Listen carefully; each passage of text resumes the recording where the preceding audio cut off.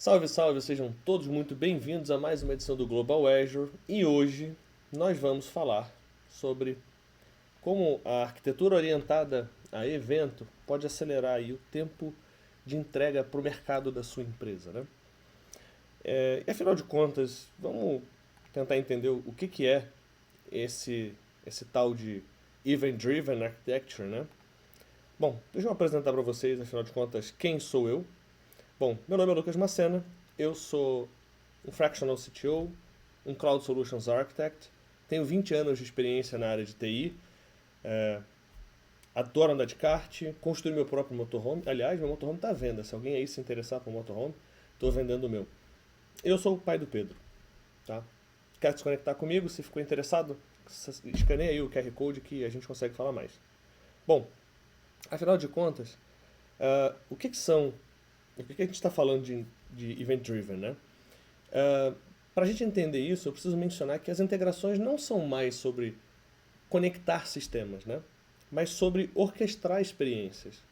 As empresas, elas estão cada vez mais precisando entregar experiências em tempo real, reagir aos acontecimentos de negócio em tempo real, né? Tomar decisões em tempo real.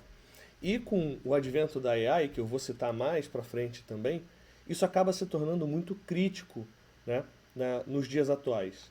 Então, a gente precisa falar do que é transformação digital. Por que eu estou falando disso? Porque muito antes da gente falar de arquitetura orientada a evento, falar de microserviços, a gente falar de qualquer coisa nesse sentido, a gente precisa falar de cultura, né? Então, antes da tecnologia vem a cultura. Uma empresa ela só vai conseguir passar efetivamente pelo processo de transformação digital a partir do momento em que ela tiver um plano de evolução claro. A partir do momento em que ela tiver ali elementos que todos tenham ciência de qual a direção que a empresa está seguindo, né? Para que em cima disso a gente consiga criar uma cultura de inovação. O que é uma cultura de inovação? É permitir que times, áreas consigam inovar, consigam criar projetos, criar soluções que eventualmente vão falhar, né? De forma mais rápida, de forma mais assertiva e mais barata. Então, numa cultura de inovação, uma área vai ter a possibilidade de, por exemplo, sei lá, eu quero comprar, eu tenho uma hipótese aqui que se eu comprar uma linha, um caixa de um supermercado para atender exclusivamente a minha startup de entrega, a gente vai conseguir entregar mais rápido. Essa é uma hipótese que precisa ser validada. Então ele vai inovar, ele vai lá no mercado, vai negociar, vai comprar um caixa para poder testar aquela hipótese de que se ele tiver um caixa próprio, ele consegue entregar mais rápido, né? E aí, isso inevitavelmente vai bater em investimento em tecnologia. Uma cultura de transformação digital, a transformação digital em si, ela requer investimento em tecnologia. Porque nós vamos mudar os processos da empresa, eles vão ser digitalizados, né? E aí a gente vai precisar treinar e empoderar as pessoas. O que é treinar as pessoas? Afinal de contas, ela está usando hoje uma prancheta com papel, ou ela tem um processo que usa um sistema que é arcaico, ou um produto que é arcaico, e a gente precisa modernizar. Vai requerer treinar essas pessoas e empoderá-las. Quando eu digo empoderar as pessoas, é dar para ela mais poder de usar a criatividade e o poder humano ao invés de ficar naquela tarefa repetitiva que a gente conhece no dia a dia, né? Afinal de contas, a tecnologia vai vir para digitalizar esse processo repetitivo, liberando esse recurso, liberando essa pessoa para que ela possa de fato exercer mais criatividade, mais trabalho humano, né? E tudo isso só vai ser possível se a gente tiver uma liderança comprometida, uma liderança que compra esse plano, compra essa estrutura de evolução que está sendo montada e que treina e guia e é exemplo para essas pessoas, né? Agora, nada disso, absolutamente nada disso vai funcionar se nós não tivermos condições de monitorar e medir a evolução dessas mudanças que nós estamos fazendo, né? Quem não mede não gerencia, não é verdade? Então a gente precisa de ferramentas e de meios para monitorar tudo o que está acontecendo dentro da empresa, no atual processo, no processo que eventualmente vai ser modernizado, né? Isso faz parte do processo de transformação digital, tá? E aí a gente vai encaixar, a gente vai encontrar um outro problema. Como é que a gente alcança essa tal transformação digital em times, em grandes times, né? E com escala. Imagina, você tem uma empresa com várias áreas, várias business units, e a gente precisa aplicar isso na empresa inteira, em várias áreas da empresa. Então, para que isso seja possível, existe uma técnica, aliás, existem várias técnicas que permitem que a gente passe por esse processo, e uma delas é o Event Storming, né? Que é uma técnica para a gente descobrir, definir, documentar processos, ações e eventos. Esses três elementos, processos, ações e eventos, é que vão nos ajudar a entender como que a empresa funciona, como cada área da empresa está funcionando e como é que nós vamos nos comunicar internamente. Mas esquece tecnologia. Isso aqui é sobre negócio. Como que o negócio funciona. Isso aqui é uma técnica colaborativa, onde nós vamos trazer para a mesa as pessoas chaves do negócio, a maioria delas, se possível todas elas, né, para que elas digam o que é que acontece dentro da área delas, quais eventos são importantes dentro da área dela. Por exemplo, eventualmente o caixa vai virar para você e vai falar, para mim é um problema quando a gaveta não abre. Então, gaveta não abriu. Ele vai botar um evento aqui. Ninguém nunca pensou que isso é um problema. Agora alguém está sinalizando, né? Alguém pode falar assim, bom, nós temos muito problema quando um motoboy cai, ou quando o motoboy sofre um acidente, porque nós temos que iniciar o processo de produção de uma nova pizza, nós temos que cancelar o pedido do cliente no aplicativo, então a gente tem que avisar o cliente que a pizza sofreu um acidente, ou o motoboy sofreu um acidente e vai ser reposto, enfim. Tudo isso parte de eventos de negócio que essas pessoas chaves vão trazer e colocar na mesa. E aí, essa técnica vai nos ajudar a encontrar os domínios do negócio que agrupam esses eventos, essas ações e esses processos. Então, se vocês observarem, nós temos aqui pedido adicionado ao carrinho, né, inventário que foi conferido, pagamento que foi processado, vários elementos de negócio. E não estamos falando de tecnologia. Não me interessa onde que o pagamento foi processado, não me interessa onde que o item foi adicionado, qual o sistema de carrinho que ele foi adicionado. Me interessa, enquanto negócio, saber que isto aconteceu. Tá? Então o Event Storming ele é uma ferramenta de negócio que ajuda o negócio, os arquitetos, os desenvolvedores e os analistas a entenderem todo o processo da empresa. E, consequentemente, toda a liderança vai entender como a empresa funciona. E daqui vão surgir várias ideias de melhoria para digitalizar processo, para melhorar processo, para alterar processo, tá bom? E isso aqui vai fazer conexão direta com a arquitetura orientada a evento, né? E o que é essa tal Event Driven Architecture? Bom, pensa comigo. A gente está aqui num escritório aberto, não tem parede. Alguém abriu a porta e gritou assim para a empresa inteira ouvir, ó, um novo usuário se cadastrou. Possivelmente o marketing vai se interessar e vai falar assim, interessante. Se alguém se cadastrou, eu preciso mandar um e-mail. O time comercial provavelmente vai ouvir isso e vai falar assim, então eu preciso planejar um próximo upsell, preciso mandar algum brinde para o cliente, eu preciso fazer alguma coisa. O TI provavelmente vai encomendar computador para essa pessoa, vai providenciar credencial de acesso, crachá para ele acessar o prédio, qualquer coisa que o valha. E outras áreas provavelmente não vão se interessar por esse evento. Tá? Mas, veja, a comunicação já aconteceu. Alguém entrou no escritório, gritou que um novo usuário se cadastrou e ações foram realizadas a partir daquele evento. Tá? Traduzindo isso para uma linguagem mais técnica, como é que isso aqui funciona? Imagina então que o sistema A publicou um evento para o Event Broker, que pode ser um Azure Service Bus, pode ser um Kafka, pode ser um Event Grid. Tá? Ele publicou um evento. E a partir desse Event Broker, os interessados, os subscribers, vão receber uma cópia dessa mensagem. Né? Pensa que a gente tem assinantes num jornal. Então esse evento é como se fosse um jornal e os sistemas assinam uma cópia desse jornal e recebem agora essa mensagem. E aí, cada um toma a decisão que lhe convém, que é do seu contexto, e vai fazer o que precisa ser feito com aquela informação.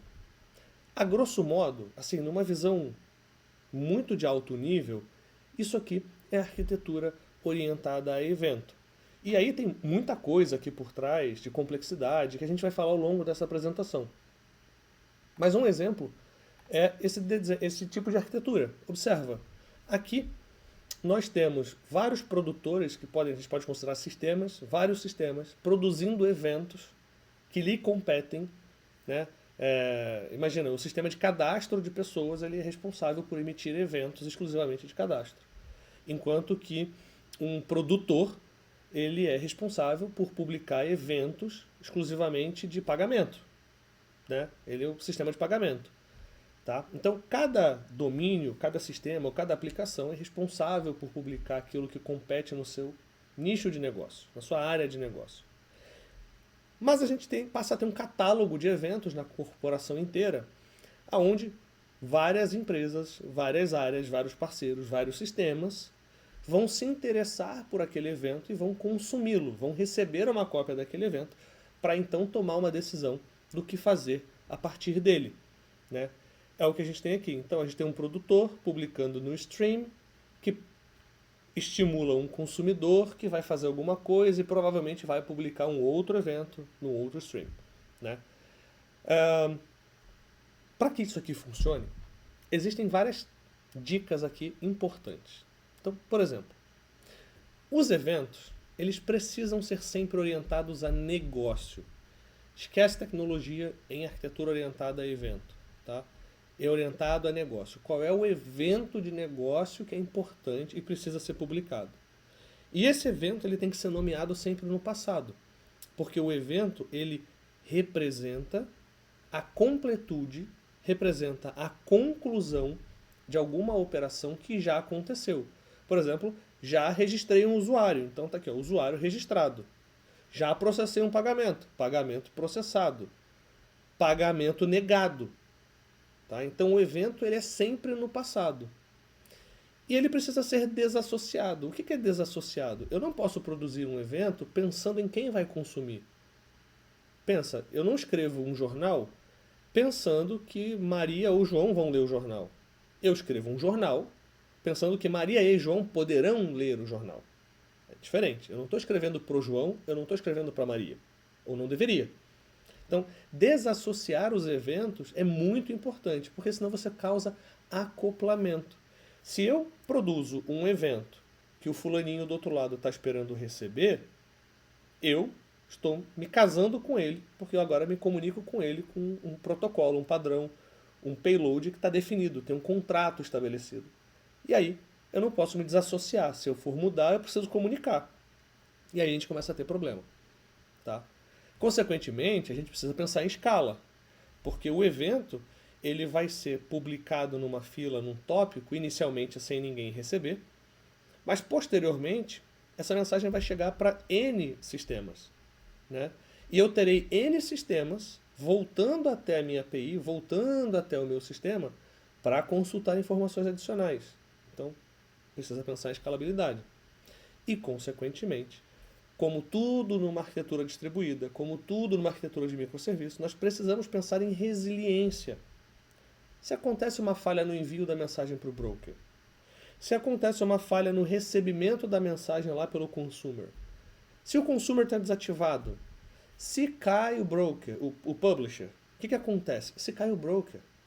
Tá? Então, precisamos considerar resiliência nesse modelo de arquitetura, o que é um ponto muito bom quando bem implementado. Tá? E numa outra mão, nós temos os antipadrões. Né? Jamais, em hipótese alguma, crie eventos dependentes. Não crie um evento que espera que outro evento aconteça. Não faça isso. Você vai causar acoplamento. Da mesma forma que não se deve criar eventos sequenciais. O que são eventos sequenciais? A gente não tem que criar um evento com uma parte da mensagem 0, mensagem 1, mensagem 2, mensagem 3. Cara, não faz isso. Tá? Se a mensagem não cabe no payload que você está mandando, tem alguma coisa errada. Né? Porque isso vai contra outros itens que eu vou citar aqui. Da mesma forma, não emita eventos com expectativa. Você não sabe quem vai receber esse evento. E você não sabe se quem receber vai te dar uma resposta. Então nunca crie um evento esperando que alguma coisa aconteça. Tá? O evento ele precisa ser disparado, fire and forget. Manda e acabou. Da mesma forma que a gente não pode ter evento genérico. Eu não posso ter um evento usuário. E aí dentro do evento eu vou descobrir se ele foi criado, atualizado, removido. Então não cria evento genérico. Cada ação tem que gerar um evento exclusivo, nomeado no passado. E esse item aqui é muito grave, leak events. Eu vejo muita gente, tá, criando sistemas orientados a evento, ou distribuído, e vai lá e pega a entidade inteira, vou falar de leak events e eventos baseados em entidades, aí pega a entidade inteira e soca no payload. Aí vai o usuário com e-mail, com endereço, com senha, com chave de criptografia. Não faz isso. Cuidado com leak events, tá? Eventos que vazam informação, porque, de novo, você não sabe quem vai consumir esse evento na outra ponta. Eventualmente tem um parceiro da empresa ouvindo esses eventos. Eventualmente, esses eventos vão bater num sistema de monitoria que terceiros vão ter acesso. Então, não passe informações sensíveis em eventos, tá? Consequentemente, nunca faça baseado em entidades, tá bom? Também não faça eventos como comando e como chamada de método. Há muito tempo atrás, o pessoal do Complus aí vai lembrar disso, e estou entregando a minha idade. A gente mandava a mensagem no MessageMQ ou em alguns outros sistemas de mensageria para chamar um método do Complus, para disparar uma função dentro do Complus ou dentro de um outro sistema. E esse sistema devolvia uma mensagem associada para a gente poder pegar o resultado. Em nossas bolinhas, não recomendo que faça, porque você está causando acoplamento, está causando dependência, né? E você não sabe se você vai conseguir executar, se o sistema operacional vai ter um update amanhã e você não vai conseguir executar esse método, então não recomendo. O evento, de novo, precisa representar a completude de uma operação, sem saber quem vai ouvir e sem saber se isso vai ter uma resposta. Combinado? Legal.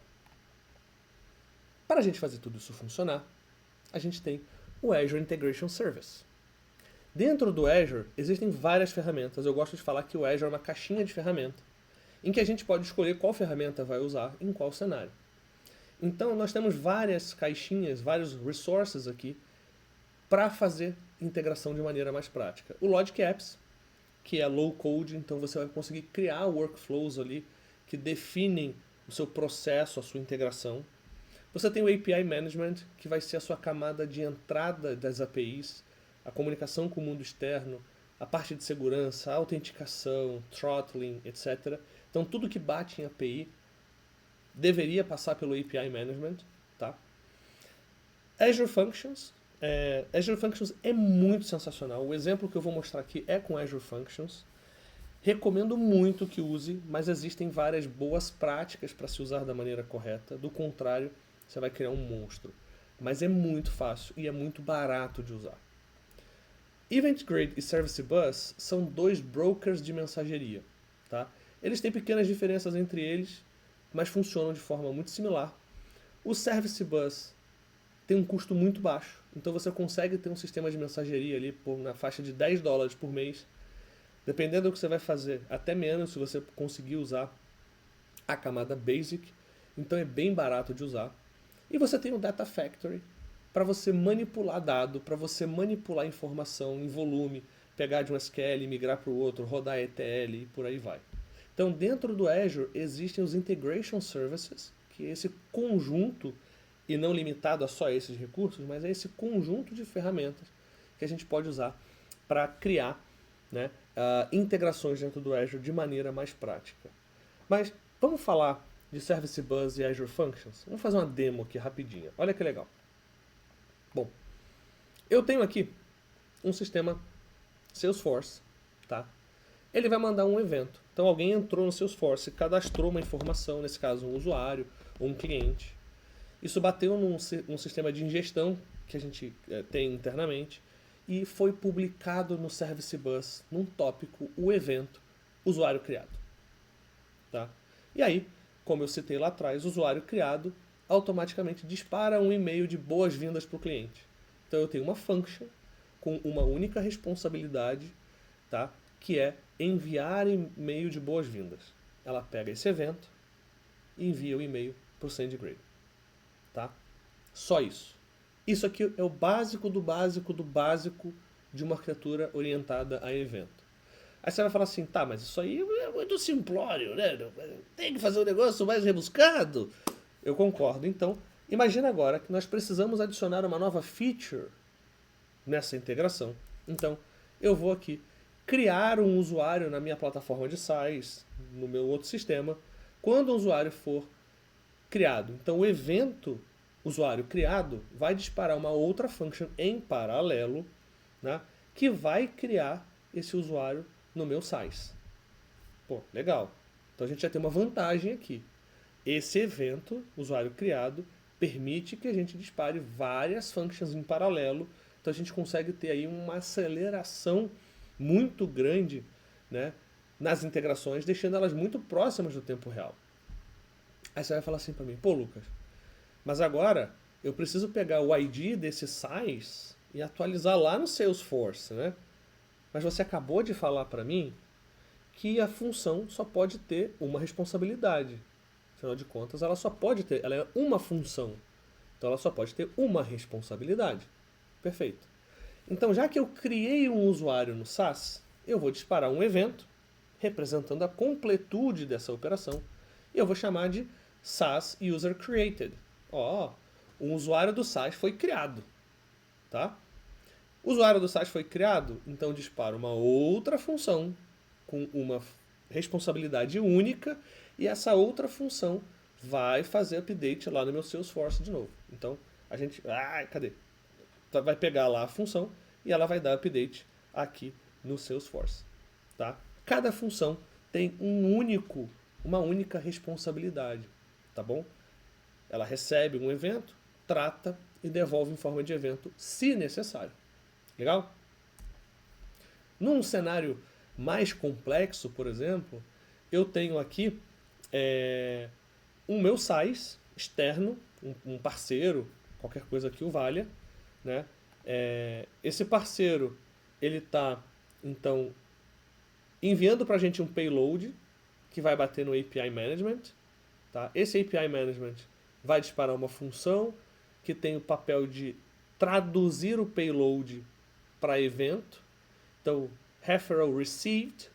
Então, quando um referral foi recebido, ele produz o evento, né? Indicação recebida, que vai disparar uma função, criar indicação no Salesforce. E isso volta lá para o meu Salesforce através da internet ou através da rede privada. Legal? Então, esse é o modelo de uma arquitetura orientada a evento, né? Que facilita muito a nossa vida quando a gente fala de orientação a evento, funções, service bus, tá? É isso aí. Mas assim, como é que essa arquitetura orientada a evento vai acelerar a minha entrega para o mercado, né? Pois é. Eu vou falar aqui de velho mundo e novo mundo, né? Cara, no velho mundo, que é como a gente trabalha majoritariamente, ou nós temos um monolito que faz um monte de coisa, ou a gente tem um workflow dentro de uma plataforma que quando quebra um monte de coisa junto. Quando você vai fazer deploy, tem que fazer deploy de tudo junto, né? Então você precisa esperar toda uma cadeia de coisas acontecerem para fazer um novo deploy. Demora para semanas para você adicionar uma nova integração, porque sempre que você vai testar, você tem que testar tudo. Um time bloqueia o outro. Esse é o velho mundo. Isso é complicadíssimo e todo mundo sofre com isso quando tem essas famosas ferramentas de workflow que tem por aí. Quando a gente passa para orientação a evento, mudar um serviço não necessariamente causa prejuízo. Porque se aquele serviço quebra, o restante da empresa continua operando, né?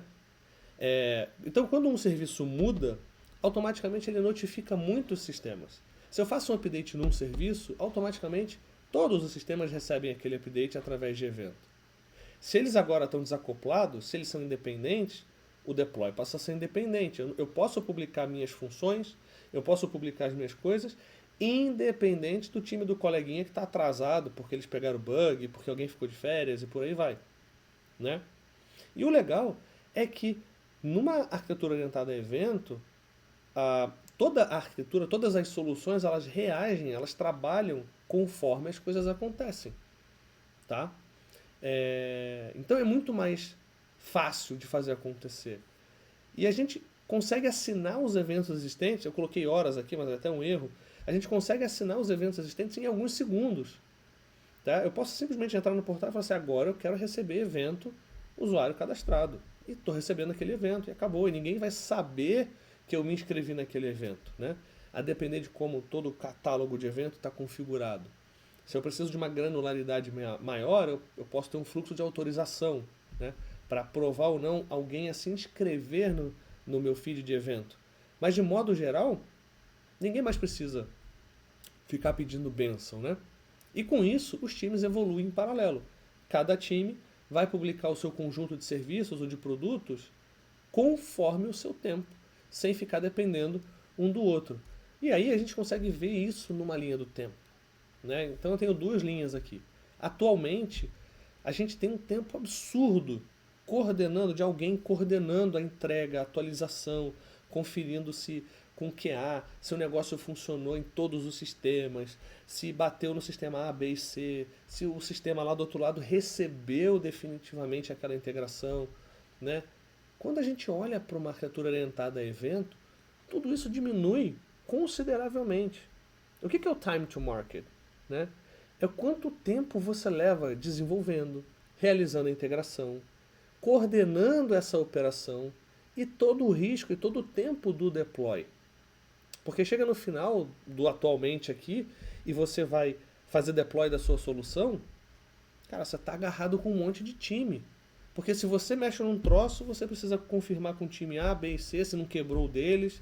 Ou então o time o time A mexe alguma coisa que quebra o seu. Então todo esse acoplamento vai gerando um problema gigantesco nessas ferramentas centralizadas de workflow, né?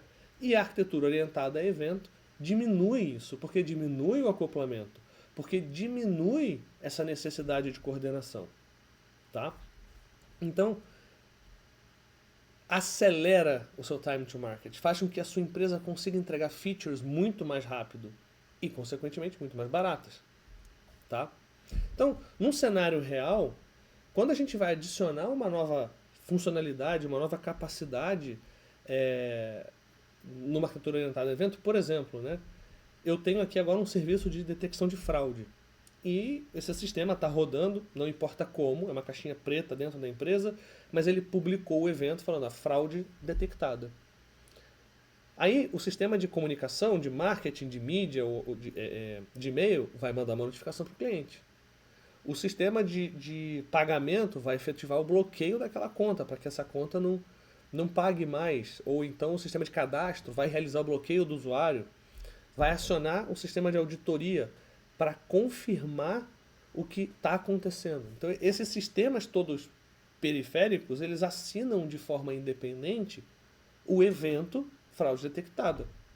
E aí com isso a gente reduz o tempo de entrega para uma fração do que a gente tem hoje.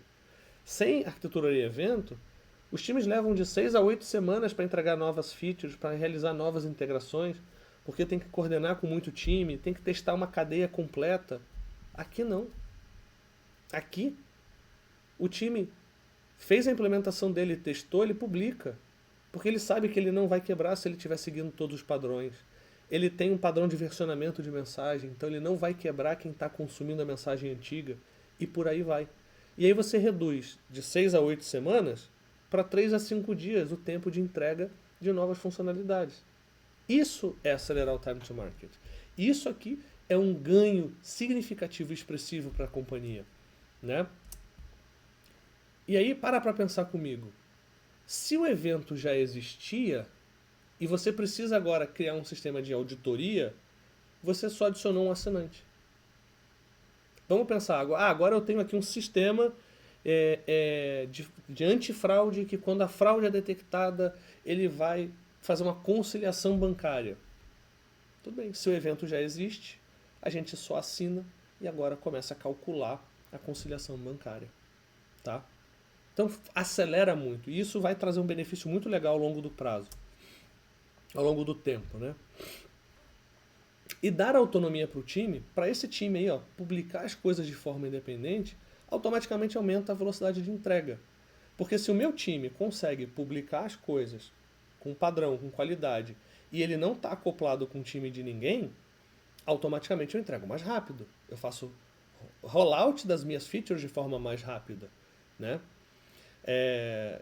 E os outros times que estão precisando criar novas funcionalidades, eles podem olhar para o catálogo de evento da empresa e escolher aonde interessa. Fala assim, eu preciso saber quando uma fraude foi detectada. Eu preciso saber quando um usuário foi bloqueado. Ele vai lá, assina aquele evento e ele passa a implementar as funcionalidades que ele precisa, independente de quem produz o evento, independente de qualquer coisa. Tá? Então acelera muito. A autonomia acelera muito a entrega. Porque quando os times param de esperar uns pelos outros, né, de fato a organização acelera. Né? Tudo isso requer padrão de arquitetura de código, de engenharia de software, né? Padrão de evento para documentar, para criar API. Algumas APIs ou alguns eventos não podem ser assinados por todos, então tem que ter uma governança em cima disso para definir quem eu permito ou não permito assinar certos eventos. Mas tudo isso tem padrões bem definidos para isso. E ao longo aí do vídeo eu vou tentar falar de alguns deles, né? E aí também a gente vai falar, como a gente está separando as coisas e a gente está dando independência para os times, isso vai bater num outro problema, que é resiliência. Tá? A resiliência, ela é uma feature de velocidade. Ela existe para aumentar a velocidade, porque a falha vai acontecer. Tá? Muita gente negligencia as falhas, porque estou no cloud não falha, cloud falha, sistema falha, rede falha, né? Bomba cai no data center, a gente está vendo o que está acontecendo no mundo. Então a falha ela vai acontecer e você tem que estar preparado, né? Vou pegar um exemplo aqui, deixa eu tentar dar um zoom. Nesse caso, olha só, em algum momento ali, vou falar que foi às 11 horas, beleza? Às 11 horas uma falha foi detectada. Numa arquitetura sem orientação a evento, os serviços todos param juntos, porque eles são acoplados. Ou porque isso aqui está mal desenhado, ou porque é um monolito, mas a falha vai acontecer e todos vão parar juntos. E aí você começa a ter um bloqueio em cascata, né, a partir dali, que os sistemas todos vão ficar presos, esperando alguém corrigir, alguém resolver, porque eles estão muito acoplados. Quando a gente fala de orientação a evento, olha como é que a coisa muda de figura. Né? No mesmo horário, teve uma falha, um serviço foi impactado, tá? Um broker foi impactado, um producer foi impactado, um sistema está impactado. Consequentemente, ele falhou, então ele não está enviando mensagem, ele vai entrar em modo de recuperação. Porém, os consumidores, o próprio broker, eles continuam operando normalmente. Porque aquela falha aconteceu num sistema específico que está desacoplado de todo mundo. Com isso, as mensagens elas vão ficar acumulando na fila, né? Se for o caso de um consumidor, a depender de como o produtor está falhando, isso vai acumular na fila.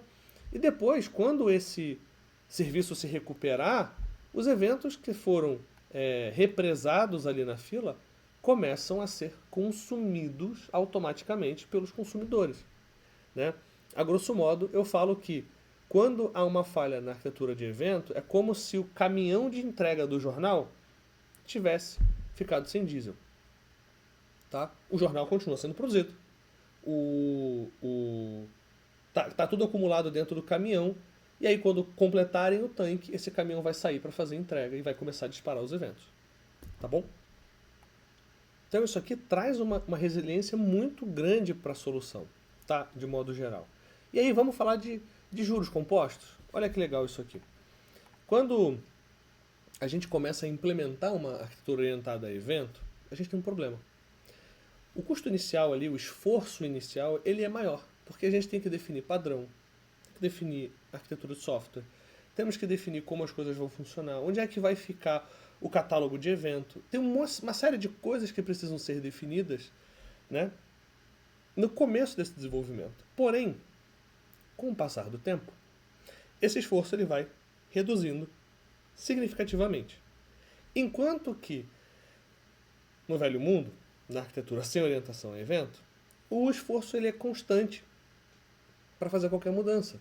Porque você tem que entrar lá no workflow, alterar o workflow, chamar todos os times, conversar com todos os times, se certificar que está tudo atualizado, aquele mesmo processo doloroso de rollback, de deploy, etc. Esse esforço ele é perene. Mas aqui, quanto mais a gente implementa, né, uma arquitetura orientada a evento, quanto mais passa o tempo, né, mais juros isso rende.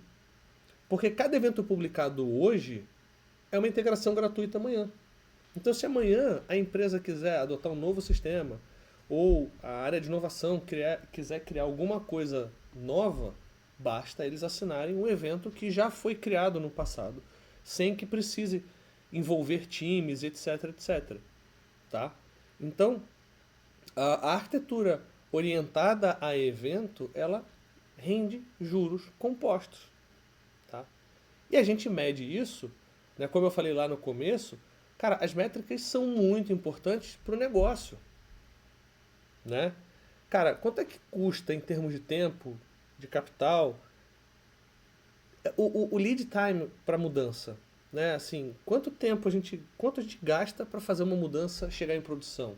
Né? Do commit do código até a produção. Cara, comitou o código, tem que promover para dev, tem que promover para QA, tem que esperar o time de QA testar, o time de integração testar, tem que esperar 222 pessoas darem bênção para ir o negócio para a produção. Quando a gente fala de arquitetura orientada a evento, cara, a gente reduz de 40 a 70, eu diria até mais do que isso. Tá? A gente mede frequência de deploy, tempo médio de recuperação. Falhou. Cara, falhou. Quanto tempo leva para a sua solução atual se recuperar e quanto tempo leva para uma solução orientada a evento se recuperar? Cara, é coisa de segundos. Segundos. Né? Quanto custa uma integração por feature? Tá? Quando a gente vai falando de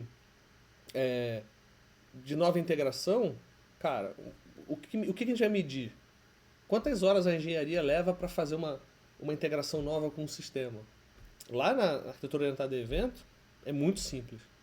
Numa arquitetura de software bem desenhada, basta a gente conectar uma nova função lá, reutilizar um evento que já existe, cara, papo de algumas horas, você tem uma integração nova no ar.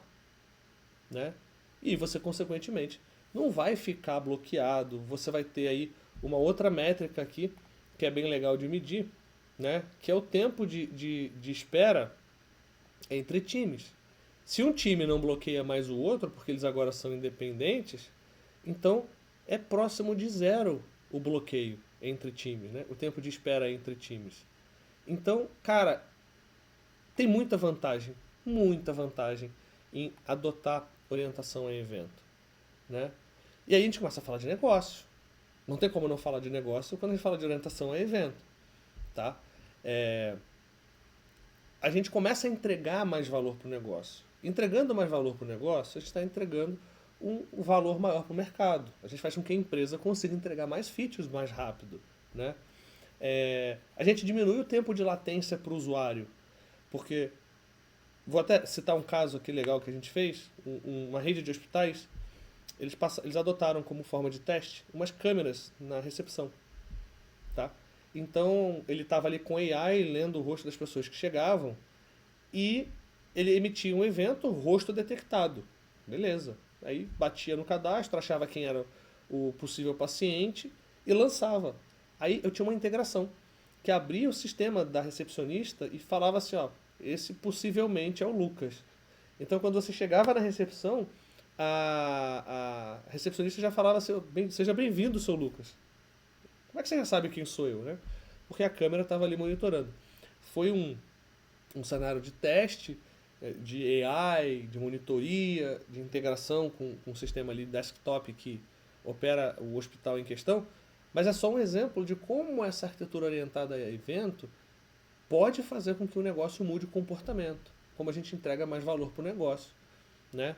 É, E aí a gente começa a ter também outros valores aqui que são mais relacionados à tecnologia, como por exemplo, cara, quando falha uma integração hoje no seu workflow, como é que você faz? Né, tem muitos workflows aí que vão enviar o dado duplicado, triplicado, a depender de quantas vezes isso vai ocorrer. Numa orientação a evento, você não necessariamente vai fazer o replay desse evento para todas as integrações ou para todos os sistemas que recebem aquela informação, porque eu sei que falhou na integração com o sistema A. Então eu posso ir lá e dar replay naquele evento, naquele ponto em específico, né? Então tem uma série de benefícios aí para entregar mais valor para o negócio, tá? E aí eu vou começar a deixar uma provocação aqui, algumas perguntas importantes para vocês. Qual é a integração ponto a ponto que é mais dolorosa para você hoje na sua empresa? Talvez esse seja um candidato a ser o seu primeiro caso de orientação a evento, né? Qual time na sua empresa hoje mais bloqueia os seus releases? Isso aí é um indicativo que é uma fronteira que um evento precisa existir aí, né? Analisar como que esse bloqueio acontece, por que esse bloqueio acontece, e isso vai ajudar você a identificar como diminuir isso numa arquitetura EDA, né? E aqui a gente já começa a falar mais de negócio. Qual evento de negócio acontece diariamente e ninguém está reagindo a ele em tempo real? Eu posso dizer um aqui que eu já peguei, né? Aquele famoso batch que roda de madrugada, que integra o usuário, é um caso, né? A conciliação fiscal que acontece no final do mês. Por que a gente não pode ir conciliando ao longo do mês? Um exemplo. Eventualmente não dá, mas dá para fazer semanal, né? Dá para fazer quando certa coisa acontece. O que acontece quando um motoboy sofre um acidente? Como é que a gente descobre que o motoboy sofreu um acidente, por exemplo, para poder comunicar ao cliente que a pizza dele vai atrasar, ou que eu vou ter que mandar uma nova pizza, e por aí vai. Ou até, eventualmente, acionar a ambulância para acudir o motoboy, tá? Então são perguntas provocativas aqui para vocês olharem aí para dentro de casa e eventualmente achar um candidato a virar o caso de teste aí, né, o MVP de vocês para essa migração arquitetural, né? Porque assim, você não adota esse tipo de arquitetura, tá? Depois você vai parar de tolerar o custo de não ter. É muito doido isso. Porque a gente vive hoje com um cenário que a gente lida, que virou normalidade, ficar apagando incêndio, workflow alterando e essa dor de barriga toda. Mas, cara, depois que você começa a criar os eventos, que você começa a reagir aos eventos e começa a dar liberdade, cara, aí você vai falar assim, por que eu não fiz isso antes? Tá? Então, você só vai parar de tolerar o custo de não ter arquitetura orientada a evento. É muito doido isso. E aí, como a gente está numa era de AI, como a gente está numa era de tudo reagir em tempo real, muito rápido, esse modelo de arquitetura vai acelerar também a sua adoção. Acelera a sua adoção, né, da AI e amplia a capacidade da sua AI. Como? Olha só, eu tenho aqui um desenho de arquitetura orientada a evento. Né? Recebo ali uma informação a partir de um sistema terceiro, bate no API Management, que vai bater numa function para fazer alguma coisa, e eu vou publicar um evento no Event Hub. Tá? É isso. Do outro lado, eu tenho lá o meu Fabric. E eu posso agora conectar o meu Event Hub no Real-Time Intelligence do Fabric para enviar informação em tempo real. Tá ali, ó. Aconteceu o evento, manda uma cópia do evento lá para o Fabric, que vai fazer toda a integração de dados, a ingestão do dado, o tratamento, né, filtro, transformação e todo aquele processo lá no time de análise de dados. E isso vai automaticamente alimentar a nossa AI. Se você estiver usando AI, isso vai automaticamente alimentar os seus relatórios, se você estiver usando, por exemplo, o Power BI ou outra solução de dados. Então, esse modelo de arquitetura, aliás, está do lado de lá, esse modelo de arquitetura vai te facilitar a ter dados em tempo real para o seu usuário, para o seu negócio e para a sua AI, que vai aumentar a qualidade e o tempo de decisão da sua empresa para entregar a informação cada vez mais rápido em tempo real. Tá? Então, nesse caso, os eventos eles alimentam o Real-Time Intelligence no Fabric. O Fabric alimenta modelos de AI, e você pode ter inúmeros aí dentro da sua empresa, especializados, etc., o Copilot, blá blá. A AI vai reagir a esses eventos de negócio em tempo real para refazer um cálculo, para mandar uma notificação, para fazer um diagrama, e, cara, aí a criatividade vai longe, né? E com isso, o seu negócio se torna autorregulatório. Porque, veja, eu recebo um evento em tempo real, a AI valida, checa se está tudo em dia, já emite um alerta se tiver alguma coisa errada e pronto. A empresa agora está toda autorregulada. Olha que bacana isso, tá? E tudo em tempo real. Então, é muito doido, porque a arquitetura orientada a evento não só vai acelerar o seu time to market, mas vai fazer o mercado vir até você, porque afinal de contas agora você entrega dados de forma muito mais rápida, muito mais consistente, você se conecta com os sistemas e com as empresas de forma muito mais eficiente. Então, automaticamente, outros parceiros vão procurar você para fazer negócio, porque eles vão entender que você tem uma arquitetura muito mais ágil e que também vai acelerar eles a fazer mais dinheiro. Tá? Então, é um negócio muito grande que faz com que a sua empresa mude o modus operandi e passe a ter uma rentabilidade muito melhor. Legal? Bom, o que eu queria falar para vocês hoje era isso. Arquitetura orientada a evento, falar um pouquinho sobre como isso pode beneficiar a sua corporação, trazer aí mais rentabilidade, diminuir o seu custo operacional e, consequentemente, né, fazer com que você entregue mais valor e mais rápido para a sua empresa. Legal? Então, eu queria agradecer a todos vocês que participaram, estão participando aqui do Global Azure. Muito obrigado pela audiência. Espero que vocês tenham gostado. Me deem um feedback. Nesse QR Code você vai encontrar os meus contatos, que também estão descritos aqui embaixo. E se você quiser entrar em contato comigo, fique à vontade, é sempre um prazer poder ajudá-los. E contem comigo na jornada de tecnologia aí, para a gente falar de microserviço, orientação a evento, arquitetura de software de solução. Tá bom? Vejo vocês em breve. Obrigado. Tenham todos uma boa noite, um bom dia, uma boa tarde.